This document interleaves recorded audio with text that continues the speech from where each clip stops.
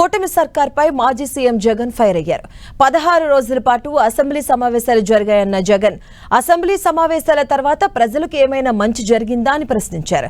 బడ్జెట్లో మోసాలు, అబద్దాలు తప్ప ఇంకేమీ లేవన్నారు. అసెంబ్లీ సమావేశాలు మొత్తం ఆత్మస్తుతి అలాగే పరిణిందలాగానే సాగిందన్నారు.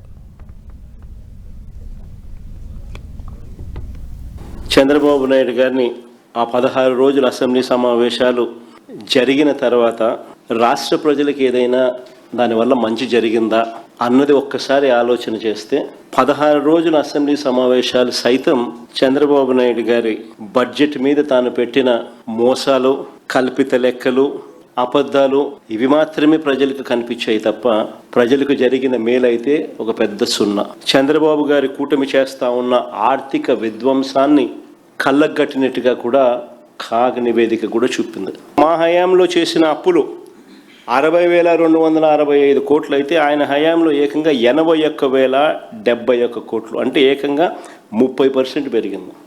అయినా సరే చంద్రబాబు నాయుడు గారి చంద్రబాబు నాయుడు గారి మొదటి ఏడాది చూస్తే ఎక్కడా కూడా సూపర్ 6లు లేవు, సూపర్ 7లు లేవు.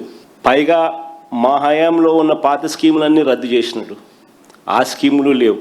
అయినా చంద్రబాబు నాయుడు గారి హయాంలో ఇంతటి దారుణమైన పరిస్థితులు కనిపిస్తూ ఉన్నాయి. రాష్ట్రాన్ని దోచుకుంటూ ఉన్నారు కాబట్టి రాష్ట్రానికి సంబంధించిన ఆదాయాలు పెరగడంలా, రాష్ట్రానికి సంబంధించిన వనరులు రావడంలా చంద్రబాబు నాయుడు గారు, ఆయన బినామీలు, ఆయన పార్టీ ఎమ్మెల్యేలు, ఆయన ఎల్లో మీడియా సహచరులు దోచుకో పంచుకో తినుకో పరిస్థితిలో ఏకంగా ఇసుకను వదలడంలా, మట్టిని వదలడంలా, సిలికాను వదలడంలా, క్వార్ట్స్ను వదలడంలా, లాట్రైట్ను వదలడంలా, గ్రనైట్లను వదలడంలా, లిక్కర్ వదలడంలా, లిక్కర్ మాఫియా నడుస్తూ ఉంది, భూములు వదలడంలా, అధిక రేట్లకు పీపీఏలు, మొత్తం అన్నింటా కూడా దోపిడీయే.